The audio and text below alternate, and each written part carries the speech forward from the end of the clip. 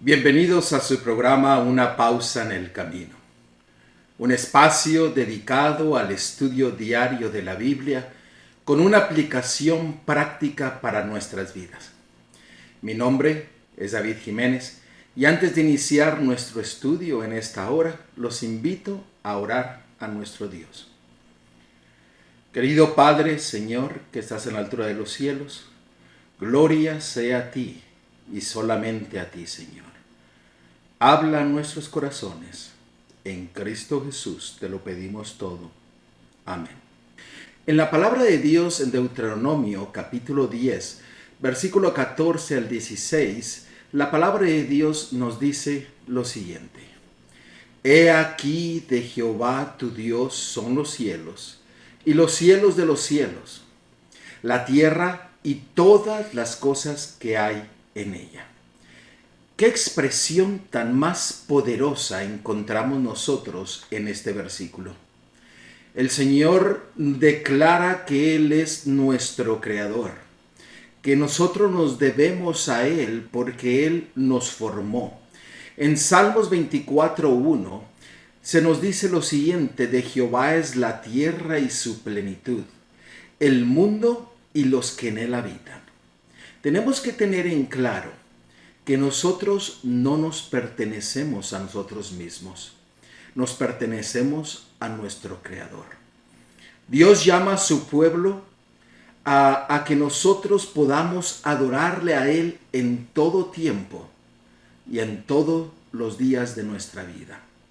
En Deuteronomio capítulo 10, versículo 17 al 19, se nos dice: porque Jehová, vuestro Dios, es Dios de dioses y Señor de señores. Dios grande, poderoso y temible, que no hace acepción de personas ni toma cohecho, que hace justicia al huérfano y a la viuda, que ama también al extranjero, dándole pan y vestido. Amaréis pues al extranjero, porque extranjeros fuisteis en la tierra de Egipto. Aquí nosotros encontramos un mandamiento del Señor, el cual nos dice que nosotros debemos de amar al extranjero.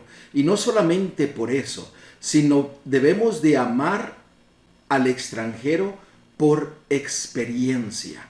El pueblo de Israel había tenido una experiencia de ser esclavos en Egipto. Y nosotros tenemos la palabra de Dios como un testimonio vivo para nosotros, para que nosotros no podamos cometer los mismos errores del pueblo de antaño. Cabe recordar que el pueblo de Dios siempre ha sido extranjero, en el pasado y en el presente. Cada uno de nosotros somos un extranjero en esta tierra. Ustedes recuerdan, Adán y Eva fueron exiliados de su lugar de origen a causa del pecado y vivieron en una tierra extranjera. También cabe recordar que Noé dejó a un lado su tierra porque vino un diluvio y entonces ellos vivieron en un lugar extraño y la consecuencia de ellos es de que a través de ellos salieron ¿qué? Todas las naciones. Recordamos que Dios mismo le dio una orden a Abraham para que saliera y dejara la casa de sus padres. También encontramos que él fue un extranjero. Encontramos que José, encontramos que Jacob, Isaac, todos ellos fueron extranjeros en una tierra extraña. Y por eso Jehová decía que hay que amar a los extranjeros, porque ellos mismos eran extranjeros. Y no es lo único. O sea, Israel sabía lo que era ser maltratados por países anfitriones, hostiles, durante sus años como un pueblo errante. Por lo tanto, no es ninguna sorpresa que cuando Jehová vino y les dio este mandato, ellos sabían de lo que estaba hablando y de lo que les estaba pidiendo. De hecho, Israel todavía se reconocía como un pueblo extranjero, una nación de extranjeros. Residiendo en una tierra que en última instancia pertenecía a Dios. Nosotros podemos observar que este mismo concepto también se encuentra en el Nuevo Testamento. En 1 de Pedro, capítulo 1, versículo 17, la palabra de Dios nos dice: y si invocareis por Padre aquel que sin acepción de personas juzga según la obra de cada uno, conducíos en temor todo el tiempo de vuestra peregrinación. En este versículo nosotros vemos que el Señor nos dice que también somos peregrinos. También nosotros podemos observar en este mismo libro, en 1 Pedro capítulo 2, versículo 11, lo siguiente: amados, yo os ruego como a extranjeros y peregrinos que abstengáis de los deseos carnales que batalla contra el alma. Aquí nosotros podemos ver que nuestro Dios no hace acepción de personas. Muy importante. Hoy día pareciese que la sociedad quiere hacer acepción de culturas, de personas, de colores.